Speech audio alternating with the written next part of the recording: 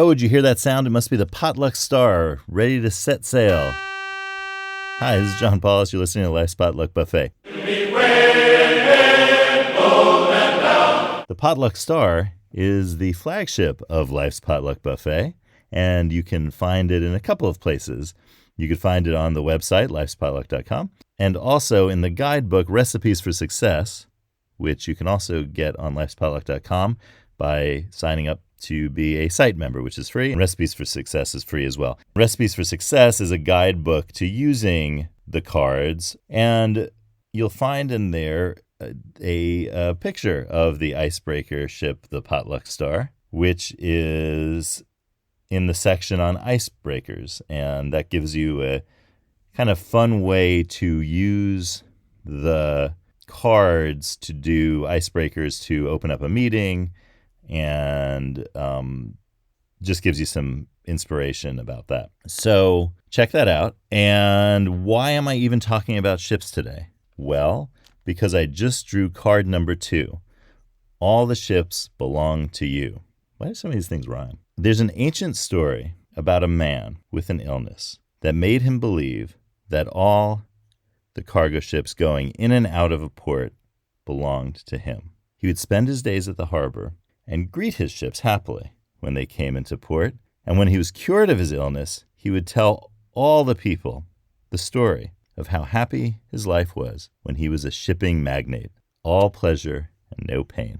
Think about where your port is, what you are doing, and what the ships are for you. Now fill in this blank. It would be crazy if blank. Know that you will do this in the future and feel the joy. When I was trying to decide what videos would be complementary to this card for the YouTube channel, I, of course, immediately thought of the port that this takes place in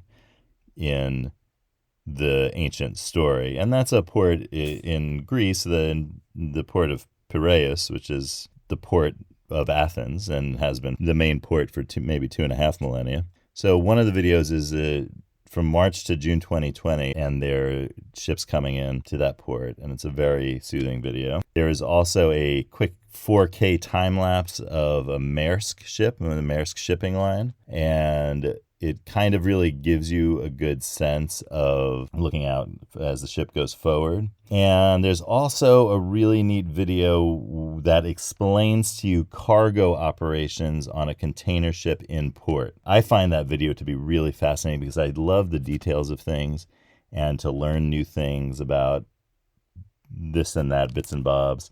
I don't know, are you the same way? I just love videos that explain to you parts of ships that you've never heard of, or just things that you've never heard of, like jargon for various industries. And I've really always been this way. I've really always enjoyed learning obscure things about the jobs that people do. And that's really why I do the work that I do, is because that's always been fascinating to me. And I've always liked to participate in that, whether I can on site, which is the best, right? When you can experience what people do in their daily lives for work. And I also enjoy reading about it. I enjoy listening about it and watching videos about it. That's just about everything, So take a look at those videos. I especially recommend the cargo operations on a container ship just because of the details it provides you. And those are all inspired by card number 2, which is inspired by that ancient story, a wonderful story. And the neat thing about this story that I think is really helpful for all of us as we move forward in our lives is that this illness that this man was suffering, it's an unnamed illness, but whatever illness he was suffering, it made him think that he owned all of the ships coming into that port. And the story is explicit about the fact that he didn't think a thing about ships that were lost at sea. So if a ship didn't return, or if the cargo had to be jettisoned, I think that's an official term. Flotsam and jetsam. I think those are official terms. You'll have to look at Lloyd's of London or some shipping insurer's webpage to see. But I think they call it bottomry. I think that's if you're an expert, if you're a lawyer or an insurance person that deals with bottomry, please comment as to whether or not bottomry is what you call the practice of insuring the cargo of ships. I would love to confirm that, since I'm not going to go search the internet right now to find out. Maybe I probably will later. There's like a 100% chance. So he only cared about ships that came back to port. This is the interesting lesson of this story. It's not to contract an illness where you live in a fantasy world. I think the lesson of that part of the story is that we should think of how we might focus on the wins and the successes and the positive things and try to minimize the losses and not allow those to be our central focus. Because I think what the story is saying to me is that for a lot of us, the losses are the biggest focus. Pain is the main focus, as opposed to the pleasure of the successes. And when this man had this illness, he was able to focus only on the pleasure of the success of the cargo business. And for him, it was his business.